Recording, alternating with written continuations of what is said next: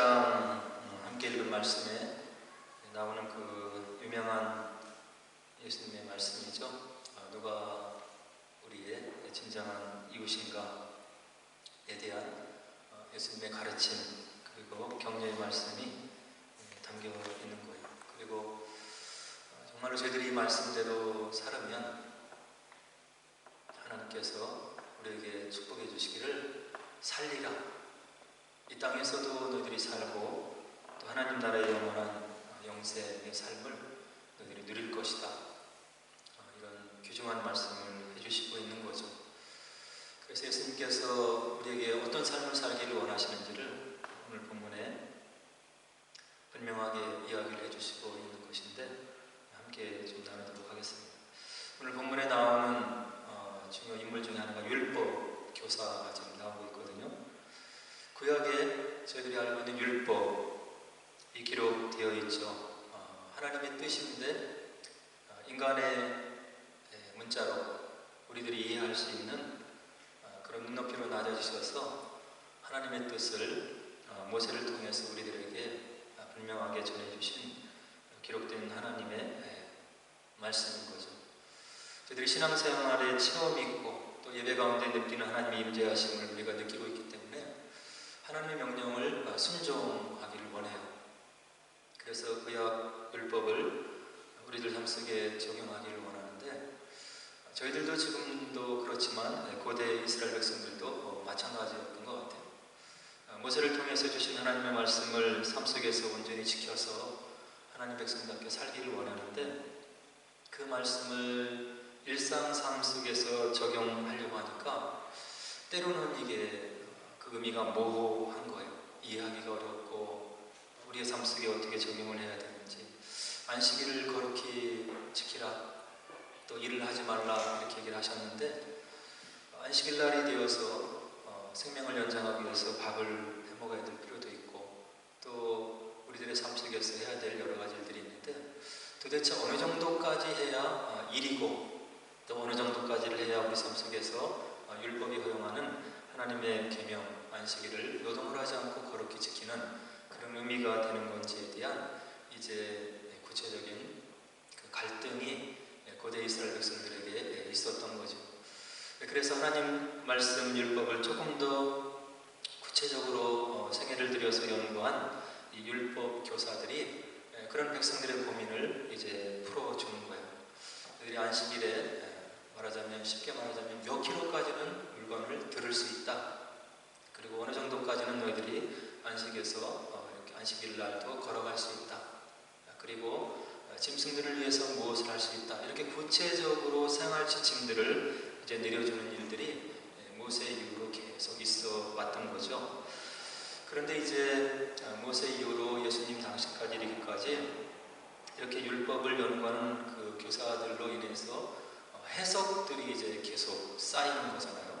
쌓이는데 모세가 우리들을 위해서 남겨온 율법의 분량보다 해석의 분량이 이제 엄청나게 많은 거예요.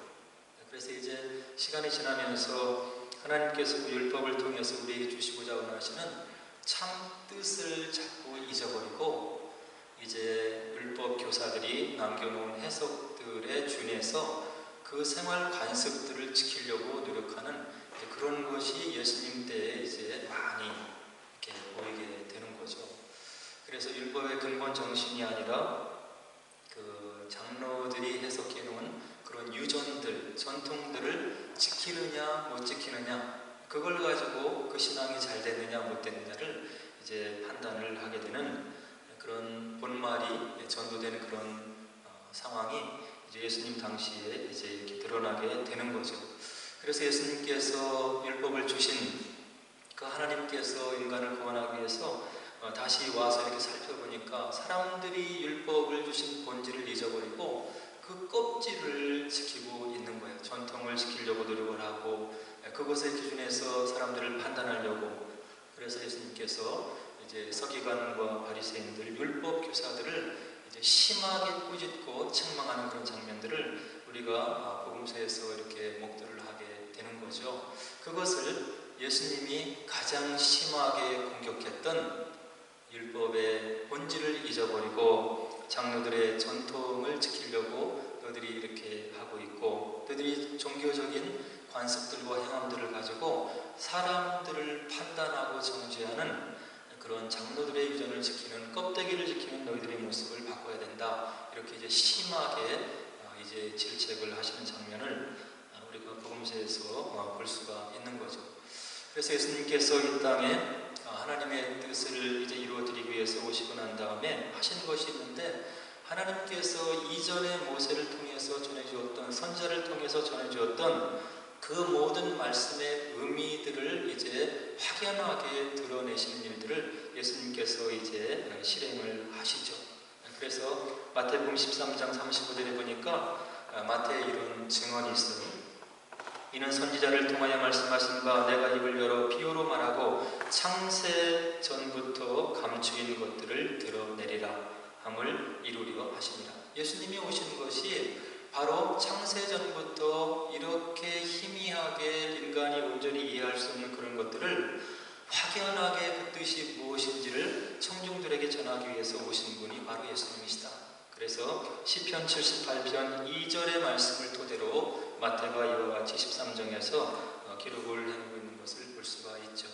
그래서 예수님께서 이제 이 땅에 오셔서 마태복음 5장에서 7장까지 그 유명한 산상수훈을 이제 많은 무리들에게 전해주시면서 이런 말씀을 하시잖아요. 옛사람에게 이른 바 살인하지 말라 하였으나, 그 옛사람에게 이른 바 간음하지 말라 하였으나, 그렇게 얘기하면서 형제를 미워하는 것마다 살인하는 것이고 마음에 음욕을 품는 것마다 너희들이 이미 간음을 한 것이다. 이렇게 율법의 근본적인 의미를, 모세의 권위를 능가하는 그런 예수님의 그 해석과 그 말씀을 전하시는 그런 모습들을 우리가 복음서 산상수훈에서 분명히 볼 수가 있는 거죠. 그래서 오늘 본문도 이런 율법 교사가 자기가 알고 있는 율법 지식과 그가 해석한 것에 토대로 해서 예수님을 대적해서 질문을 해오는 그를 바로 말씀을 주신 그 예수님께서 가르치시고, 누가 참된 이웃이고 우리가 어떻게 하면 현생에서도 내생에서도 살 수 있는 그런 방법이 있는지를 오늘 비유를 통해서 이야기를 해주시고 있는 거죠. 오늘 본문에 등장하는 율법 교사, 이 사람은 예수님에게 접근해서 질문하는 의도가 나빴음을 오늘 본문이 분명히 보여주고 있어요. 저희들이 뭐 하나님을 위해서 하면 얼마나 하겠어요. 봉사를 하면 또 여러 가지 헌신을 하면 우리들이 정말로 주님께서 원하시는 그런 온전한 마음으로, 온전한 행위로, 그리고 흠과 티가 없는 모습으로 행할 수 있을까를 생각해 보면 여러 가지 흠이 있고 부족함이 있고 나약함이 있는 거죠. 그러나 주님께서 우리를 보시고 받으시는 것은 우리의 마음을 보시고 중심을 보시고, 비록 미약하지만 연약하지만 흠이 있지만 우리의 연약한 가운데 노력하려고 하는 그 마음을 받으시고 그 마음을 토대로 우리를 더 축복해 주시려고 한다고 하는 그런 하나님이 우리의 마음을 살피시고 우리가 가지고 있는 동기를 살피시는 그런 하나님의 모습을 하나님의 말씀이 우리들에게 증거를 해주고 있는 거죠. 우리가 마가복음 12장 41절로 44절에 보면 헌금함에 돈을 넣는 그런 두 부류에 대한 예수님의 가르침의 말씀이 들어오는 것을 볼 수가 있어요. 거기에 보면 부자들은 가지고 있는 것 중에 그들이 넣을 수 있는 많은 것을 헌금함에 넣는 그런 장면이 있죠. 근데 이들이 헌금함을 그렇게 사용한 다음에 과부가 헌금함에 등장해서 접근을 해서 본문의 말씀에 의하면 2렙돈을 헌금함에 넣었더라, 이렇게 예수님께서 증언을 해주셔요. 그리고 나서 그 예수님께서 두 헌금 행위를 보시고 예수님의 판결을 이제 해주시는데, 과부가 2렙돈을 넣었다고 하는 것은 그때 당시에 렙돈이라고 하는 단위는 가장 작은 단위의 화폐를 이야기하는 거죠. 저희들이 데나리온을 알고 있잖아요. 데나리온은 건장한 한 사람이 하루에 일을 해서 얻을 수 있는 그런 금액을 이야기를 하는 거죠. 한국으로 오늘날 일을 하면 일당 한 10만 원 정도 그렇게 우리가 볼 수가 있어요. 그래서 한 가족이 하루 이상을 살아갈 수 있는 그런 돈을 이야기하는데, 이 렙돈은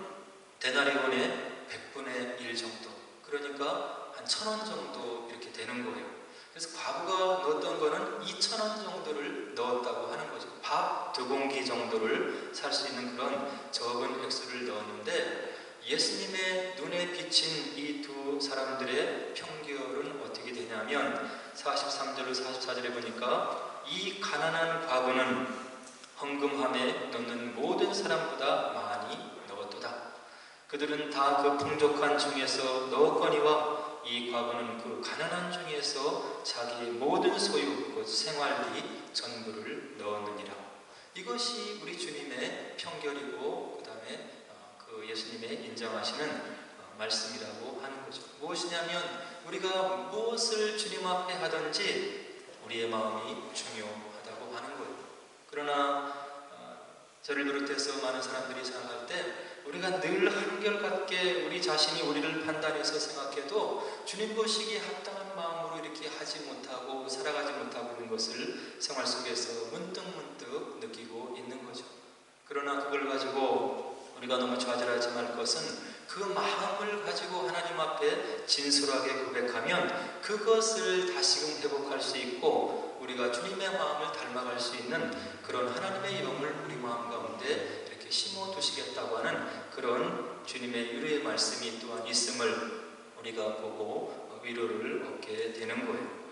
그래서 율법 교사가 이와 같이 예수님에게 이제 접근을 해서 말씀의 근원은 되시는 그분께 무언가를 정말로 이렇게 좀 배우고 하나님의 뜻 가운데 살아가겠다, 이런 겸손하고 그 진솔된 마음을 가지고 접근한 것이 아니고, 아까도 말씀드렸듯이 접근 자체가 지금 굉장히 불순하게 등장을 하고 있는 거죠. 그래서 오늘 본문이 25절에 보면 어떻게 이 율법 교사의 마음을 얘기하냐면 예수님을 시험하려고 질문을 했다. 예수님께 말씀의 근본 의미를 깨닫기 위해서 겸비하게 마음으로 무릎을 꿇고 예수님께 다가오는 것이 아니라 예수님을 시험하려고 바로 접근하는 율법 교사의 부족한 마음을 우리가 25절에서 볼 수가 있는 거죠. 그리고 29절에 보니까 자기를 옳게 보이려고 또다시 질문하는 율법 교사의 그 바르지 못한 그런 마음을 오늘 본문 기록자는 분명하게 우리들에게 적용을 해주고 있어요. 우리가 복음서를 여러 군데 많이 보면 사람들이 예수님이 행하는 것을 가지고 주변에서 들리지 않는 목소리로 속으로 마음으로 수군거리는 것을 복음서 기자들은 기록해 놓고 있죠. 그가 예수님이 들리도록 이야기를 한 것이 아니고 주변의 사람들이 그 말을 들을 수 있도록 이야기한 것이 아닌데, 예수님께서는 그들이 마음속에 가지고 있는 생각을 간파하시고 그들에게 답변을 주시는 그런 우리의 마음을 꿰뚫어 보시는 예수님의 신성을 우리가 복음서에서 많이 볼 수가 있죠.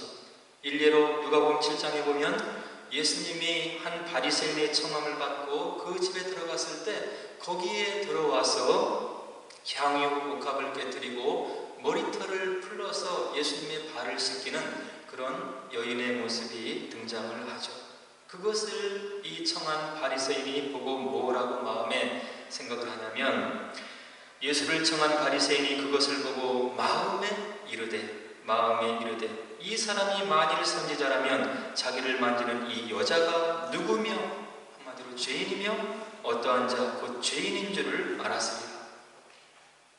여인의 마음, 예수님께 은혜를 받은 그가 소중한 옷값을 깨뜨려서 그의 머리털을 풀러서 최고의 존경의 표시로 발을 씻겨드리는 여인의 마음을 헤아리지 못하고 예수님을 청해서 식사 대접을 하려고 좋은 의도를 가졌던 바리새인이 이와 같은 마음을 가졌다고 하는 거죠. 그 마음을 아시고 우리 주님께서 바리새인에게 이야기를 해주시잖아요. 많이 빚진 자와 적게 빚진 자가 있는데 누가 더 감사한 마음을 갖겠느냐. 율법 바리새인 그 사람이 얘기를 하기를 많이 탕감받은 자니이다, 이렇게 얘기를 할 때 이 여인이 바로 그런 자리에 있는 사람이다. 이 여인이 이와 같이 나를 위해서 섬기고 마음을 드리는 것을 내가 비판하고 판단할 그런 자격이 없는 것이다. 이렇게 예수님께서 그 청한 바리새인의 마음을 훤히 꿰뚫어 보시면서 그를 가르치시고 계도하시는 우리 주님의 모습을 우리가 복음서에서 많이 대하게 되는 거죠. 이것이 우리 주님이신 거예요. 우리의 마음을 아시고 우리의 일거수일투족을 보시는 하나님, 부족함이 있지만 우리가 어떤 마음으로 하나님 앞에 우리의 마음을 드리고 봉사를 하고 그분 나라를 위해서 우리가 헌신을 해나가야 되는지를 이런 말씀을 통해서 우리가 분명하게 알 수가 있는 거죠. 하나님을 의식하는 삶, 그리고 나의 마음을 보시는 그런 하나님, 적은 것 많은 것을 가리는 것이 아니라 우리의 마음의 단심을 보시는 그 하나님 예수님을 우리가 믿는다고 한다면 우리의 신앙생활이 좀 더 멍에를 내려놓고 그 주님 안에서 안식을 누리면서 마음을 드리고 주님을 더욱더 사랑하는 그런 신앙생활을 해나갈 수 있을 것이라고 생각이 되는 거죠. 그래서 이제 이 율법교사가 계속 이어서 이제 질문을 해요. 25절에 보니까 선생님, 내가 무엇을 하여야 영생을 얻으리까? 율법을 알기 때문에 영생이 무엇인지를 알고 있는 그가 이제 예수님에게 이런 질문을 하고 있는 거죠. 영생을 얻고 싶은데 이 땅에 살아있는 동안에 무엇을 해야 영생을 얻을 수 있습니까? 예수님이 다시 물어요. 율법에 무엇이라고 기록되었으며 내가 어떻게 읽고 있느냐? 내가 율법을 해석하고 율법을 가르치는 율법 교사가 아니냐? 율법에 무엇이라고 기록되어 있느냐? 그것을 읽은 너는 어떻게 해석을 하고 있느냐? 하고 예수님께서 반문을 하시는 거죠.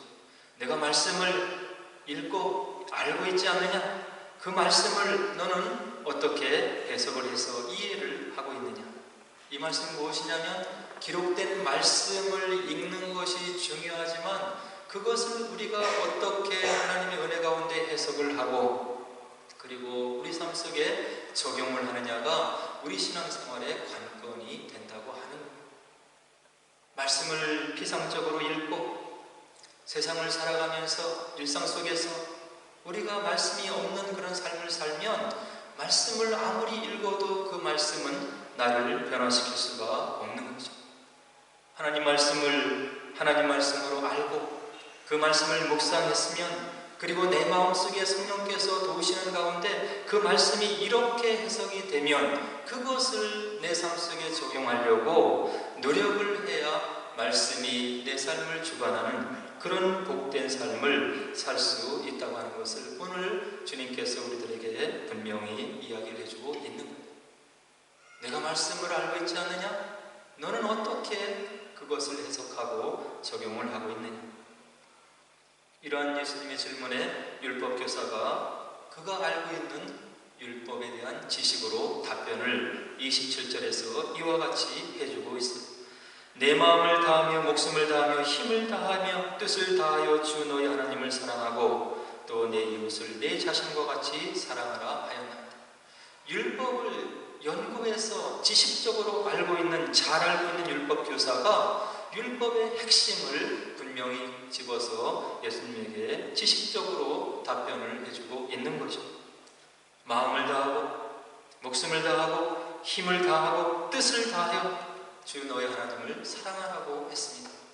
그리고 또 내 이웃을 내 자신과 같이 사랑하라고 하신 것이 율법에 기록된 그런 하나님의 뜻입니다. 이와 같은 답변을 들은 예수님께서 또 답변을 해드리는데 28절에 보니까 내 대답이 옳도다. 내가 바로 알고 있다. 이를 행하라. 그러면 내가 살리라. 현생에서도 내가 살 것이고 내가 그토록 얻기를 원하는 영생을 내가 얻게 될 것이다. 예수님께서 그렇게 이야기를 해주시고 있는 겁니다. 영국의 감리교를 창시한 존 웨슬레가 우리 신앙의 4가지 기둥에 대해서 이야기를 해주고 있습니다. 그 신앙의 4가지 기둥 중에 들어가는 것이 하나가 있는데 무엇이냐면 체험을 이야기를 하고 있는 거예요. 우리가 어떻게 하나님을 잘 믿을 수 있는 신앙을 가질 수 있습니까? 하나님을 만나고 경험하는 체험이 있어야 된다. 이스라엘 백성들이 어떻게 하나님을 믿는 백성이 되었습니까? 출애굽에서 하나님을 만나는 체험을 이스라엘 백성들이 한 것. 이스라엘 백성들의 정체성은 어디에 있냐면 출애굽에서 그 강대한 나라 애굽을 무너뜨리고 10가지 재앙으로 야훼 하나님의 권능을 보여주신 그런 체험을 이스라엘 백성들이 했다고 하는 이야기. 그래서 6월절이 중요하고 오순절이 중요하고 그리고 7.7절이 중요한 것. 그래서 야훼 하나님을 섬기는 이스라엘 백성들의 지식을 구약성경 속에 남겨놓을 수가 있었던 거죠. 우리가 어떻게 머리에 들어온 말씀을 우리 삶 속에 적용시킬 수가 있겠습니까? 희생이 필요하고 결단이 필요하고 주님을 위한 섬김의 각오가 필요한데 우리가 하나님을 만나는 체험이 없으면 이런 각오와 결단과 말씀이 우리 삶에 적용하는 그런 것이 일어날 수 없다고 하는 거예요. 이 체험이 모여진 것이 성경인 거죠. 구약의 하나님 만난 체험들, 신약의 부활하신 예수님을 만난 체험들이 신약 성경이고 그를 통해서 우리가 다시금 하나님을 만나는 것이 성경이라고 하는 거예요. 그리고 세 번째 요소는 무엇이냐면 하나님이 우리에게 이성을 주셨다. 우리가 생각할 수 있는 힘이 없으면 하나님을 바로 알 수 없는데 이런 체험과 말씀을 토대로 해서 바른 믿음을 지켜나갈 수 있는 그런 길을 주셨는데 하나님께서 우리에게 생각할 수 있는 힘을 주셨다고 하는 거죠. 이성이 필요하고 중요하다는 이야기. 이단에서 우리가 벗어날 수 있는 길이 되는 거죠. 그리고 마지막 네 번째 기둥이 있는데 전통이 중요하다 이렇게 이야기를 했습니다. 물론 하나님의 말씀이 시대를 따라 해석이 조금 변동이 돼야 되고 적용이 돼야 되지만 역사를 통해서 하나님의 백성과 하나님께서 어떻게 교신하고 교감하고 하나님께서 그 뜻을 이루어 오셨는지를 헤아려 알 수 있는 그런 전통을 살펴보는 노력이 우리에게 필요하다고 이야기를 하는 거죠. 그러나 이 성경, 이성, 전통 이 모든 것의 토대가 되는 것이 체험이라고 존 웨슬리는 우리들에게 가르쳐주고 있는 거예요. 저와 여러분들이 하나님 만난 체험들이 있는 거예요. 우리가 믿음이 없어질 때, 마음이 의심이 들 때, 불평이 들 때 지난날의 과거를 돌아보며 하나님께서 어떻게 우리 삶을 인도하셨는지를 우리가 다시금 기억하고 그 만난 체험을 다시금 기억해내면 우리의 믿음이 다시금 서나갈 수가 있는 거죠. 이 체험이 깊어져야 우리가 말씀이 원하는 좁은 길을 걸어갈 수가 있는 것입니다. 그래서 이제 이와 같은 예수님의 긍정적인 답변을 들은 율법교사가 또 본인을 의롭게 하기 위해서 이제 29절에서 질문을 다시 하죠. 그러면 내 이웃이 누구라고 예수님께서는 생각을 하십니까? 그때 예수님께서 강도 만난 사람들의 이야기를 들려주고 있습니다. 예루살렘에서 여리고로 내려가는 사람이 있었는데 강도를 만났다. 모든 것을 빼앗기고 거의 죽게 되었다. 제사장과 레위인들이 그것을 보고 그냥 지나갔다. 이것은 무엇이냐면 그때 당시에 종교의 어떤 권위를 가지고 예루살렘 성전을 지키고 그 제사의식을 행했던 그런 종교 지도자들의 위선됨을 우리 주님께서 꼬집어서 이야기를 해주고 있는 거죠. 말씀을 누구보다도 잘 알고 있는 그런 제사장들, 레위인들이 돈을 주고 제사장 직분을 사고 제사를 그들이 하나님 보시기에 합당한 제사로 올려드리지 못하는 그때 당시에 타락한 제사장들의 계급을 향해서 이런 비유를 통해 또 질타하시는 예수님의 음성이 여기에 있는 거죠. 말씀을 잘 알고 있다고 생각하는 사람들에 대한 예수님의 심판적인 말씀이 여기에 있는 거예요. 어렵고 힘든 사람, 강도 만난 사람, 거의 죽게 되는 사람을 말씀을 잘 알고 있는 사람들이 피해서 내려갔다. 그가 제사장이고 레위인이다. 그런데 지나가던 사마리아인이 그를 돌보고 다음과 같이 선행을 베풀었다.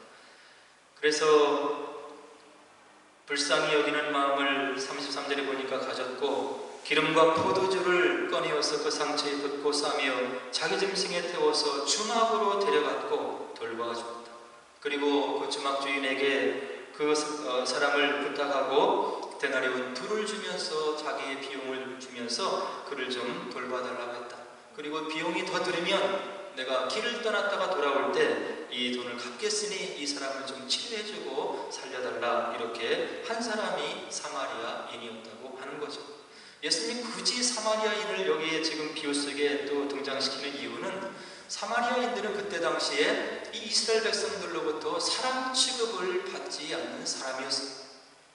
북이스라엘이 하나님의 명령 말씀을 거역해서 아수르 제국에게 멸망을 당한 뒤에 그 임금들이 그 사마리아에 인구 이동을 시켜서 바로 피를 섞게 하는 그런 이주 정책을 베푸는 거죠. 이 역사를 아는 사람들이 혈통을 중요시하는 이스라엘 백성들이 사마리아인들 보기를 바로 개와 같이 취급하고 대접을 안 하는 겁니다. 예수님께서 사마리아를 통과해 가면서 우물가에서 만난 여인이 의아해서 예수님에게 그런 이야기를 하잖아요. 유대인들은 이곳을 지나가려고 하는데 유대인인 당신은 어떻게 사마리아로 왔습니까? 그리고 사마리아인인 나에게 대화를 걸고 이야기를 하고 있는 것입니까? 의아한 일을 이 여인이 경험을 하는 거죠. 그래서 예수님께서 특별히 비유 중에 바로 멸시받고 천대받는 사마리아인을 여기에 등장시키고 있는 거예요. 과거가 중요한 것이 아니고 혈통이 중요한 것이 아니고 그들이 하나님의 말씀을 바로 알고 선행을 베풀 수 있는 그런 능력과 말씀의 적용력을 가지고 있다고 한다면 부패한 너희 종교 지도자들, 제사장들과 레위인들보다 하나님 보시기에 더 합당한 사람이 아닌 것이냐, 이런 뜻이 이 말씀 비유 속에 담겨 있는 거죠. 이런 비유의 말씀을 드리면서 36절에 예수님께서 율법교사에게 또 물어요. 내 생각에는 이 세 사람 중에 누가 강도 만난 자의 이웃이 되겠느냐? 율법사가 답변을 하죠. 37절에 자비를 베푼 자니라. 예수님이 답변하셔요. 너도 이와 같이 하라. 말씀을 머리에만 두지 말고 말씀을 통해서 하나님께서 너의 생명을 연장시키고 너의 삶을 오늘도 연장시키는 하나님께서 무엇을 너의 생애를 통해서 하기를 원하시는지를 들려주시는 그 음성을 멸시하지 말고 그것이 너의 마음속에 내려앉도록 그렇게 행하도록 하라. 그러면 내가 그토록 얻기를 원하는 영생을 내가 얻을 것이다. 인도의 한 성직자가 이제 기차를 타고 약 100시간 이상을 달려가야 하는 곳에서 이제 도착해서 이런 말을 남겼다고 해요. 비록 최근에 남겨진 그런 말씀이지만 이 수도사를 통해서 남겨놓은 말씀이 이런 의미가 있는데요. 기차를 타고 100시간 이상을 달려가야 하는 곳보다 더 먼 곳이 있습니다. 그곳이 바로 우리의 머리에서 가슴까지의 거리입니다. 하나님을 경배하고 하나님을 섬겨나가는 저와 여러분들에게 중요한 것은 성경을 얼마나 우리 머리로 지식적으로 알고 있느냐가 중요하지 않다고 하는 이야기죠. 우리가 말씀을 온전히 깨달아 알 수 없기 때문에 주님께서 하나님 나라에 다시 올라가면서 성령을 보내주셨는데 그 성령께서 우리 마음 가운데 오시면 우리를 진리 가운데로 인도할 것이고 하나님께서 우리의 삶을 통해서 하고자 원하시는 그런 참뜻을 바로 성령께서 우리에게 깨닫게 해주시겠다고 그런 언약의 말씀을 주시는 것을 우리가 복음서에서 확인해 볼 수가 있는 거죠. 하나님 말씀을 모르는 것보다는 아는 것이 100번 중요한 것. 더욱더 중요한 것은 그 말씀을 내 가슴 속으로 끌어내려서 그 말씀이 내 삶 속에 체화되고 육화되어서 그 말씀을 통해서 나의 삶이 결실을 맺고 하나님 말씀 가운데 살아갈 수 있도록 말씀께서 우리를 삶을 주관하도록 맡겨드리는 그런 저와 여러분들의 마음이 중요하다고 하는 거죠. 우리 삶 속에서 하나님이 주신 말씀이 어떻게 결실을 맺는지 우리의 삶을 지켜보시고 살펴보시는 하나님의 눈이 있다고 하는 것을 오늘 본문 말씀이 우리들에게 이야기를 해주고 있는 겁니다. 성경 전체를 통해서 보면 하나님의 가장 큰 관심은 이 세상에 살아가는 작은 자들의 있음을 우리가 확인할 수가 있는 거죠. 세상에 살아가고 있는 가난한 자들, 과부와 고아들의 아버지 되신 그 하나님의 모습을 성경 속에서 우리가 살펴볼 수 있는데, 오늘 본문 말씀에 나오듯이 하나님께서 우리에게 축복해 주신 모든 것을 우리가 말씀을 마음에 내려앉히고 마음속에 결실을 맺게 해서 우리의 삶을 통해서 우리 주변의 사람들이, 특별히 어려운 사람들이 하나님의 사랑을 경험할 수 있도록 하는 그런 삶을 살으면 우리가 하나님 보시기에 합당한 믿음의 삶을 살고 있는 것이라고 하는 것을 오늘 비유의 말씀이 우리들에게 분명하게 해주고 있는 거죠.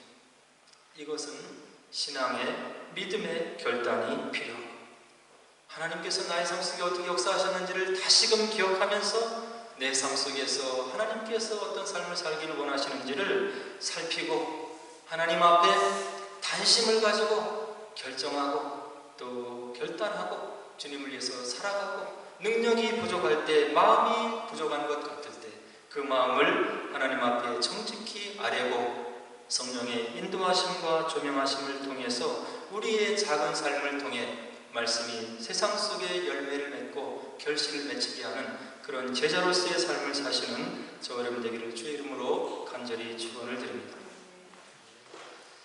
이제 우리 함께 이 말씀을 생각하면서 기도하도록 하겠습니다.